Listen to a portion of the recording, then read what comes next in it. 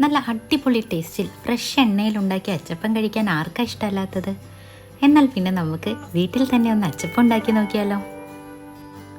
അതിനായി ഒരു മിക്സിയുടെ ജാറിലേക്ക് ഒരു മുട്ട പൊട്ടിച്ചൊഴിക്കാം.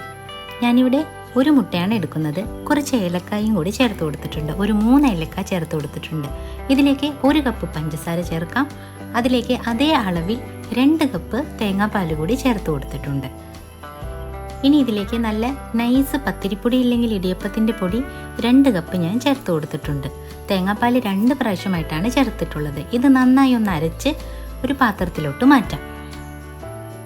ഞാനിവിടെ ഒരു 1/2 കപ്പ് തേങ്ങാപ്പാൽ കൂടി മിക്സിയുടെ ജാറിൽ ഒഴിച്ചു കൊടുത്ത് വീണ്ടും നന്നായി ഒന്ന് അരച്ച് ഇതിലോട്ട് ചേർത്ത് കൊടുത്തിട്ടുണ്ട്.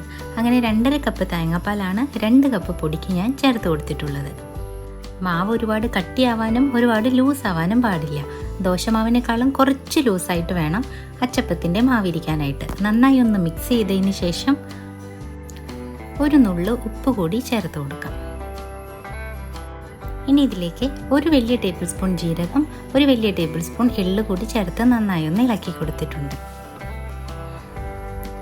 മാവ് ഒരുപാട് ലൂസായി എന്ന് തോന്നുകയാണെങ്കിൽ കുറച്ച് അരിപ്പൊടി കൂടി നമുക്ക് ചേർക്കാവുന്നതാണ്. ഇനിയൊരു ഉരുളിയിലേക്ക് ഞാൻ വെളിച്ചെണ്ണ ചൂടാവാൻ വെച്ചിട്ടുണ്ട്. ഇതിലേക്ക് ഇങ്ങനെ അച്ചപ്പത്തിൻ്റെ അച്ച് ഞാൻ ചൂടാക്കാനായിട്ട് ഇട്ട് കൊടുത്തിട്ടുണ്ട്.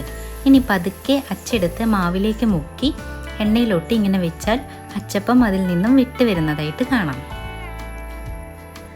അച്ചപ്പത്തിൻ്റെ അച്ചു മയങ്ങി കിട്ടിയാൽ നമുക്ക് വളരെ പെട്ടെന്ന് തന്നെ അച്ചപ്പം ചുട്ടെടുക്കാവുന്നതാണ്. അങ്ങനെ ഒരു അച്ചപ്പം റെഡിയായിട്ടുണ്ട്.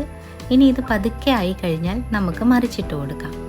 അങ്ങനെ ഓരോന്നോരോന്നായിട്ട് എണ്ണയിലോട്ട് നമുക്കിങ്ങനെ മുക്കി വറുത്ത് കോരി എടുക്കാം. എണ്ണയിലോട്ട് മുങ്ങിപ്പോയാൽ അച്ചപ്പം ആയി എന്നാണ് അർത്ഥം. ഇതായി വന്നിട്ടുണ്ട്. നമുക്കിനി ഇതൊന്ന് മാറ്റിയെടുക്കാം.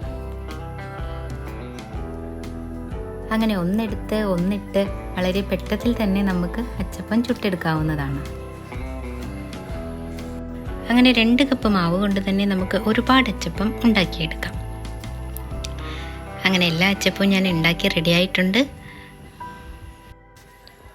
അപ്പോൾ വീട്ടിൽ തന്നെ വളരെ എളുപ്പത്തിൽ ഉണ്ടാക്കാൻ പറ്റാവുന്ന അച്ചപ്പം, ഇത്ര ടേസ്റ്റിയും ക്രിസ്പിയുമായിട്ടുള്ള അച്ചപ്പം എല്ലാവരും ഒന്ന് ട്രൈ ചെയ്ത് നോക്കണം.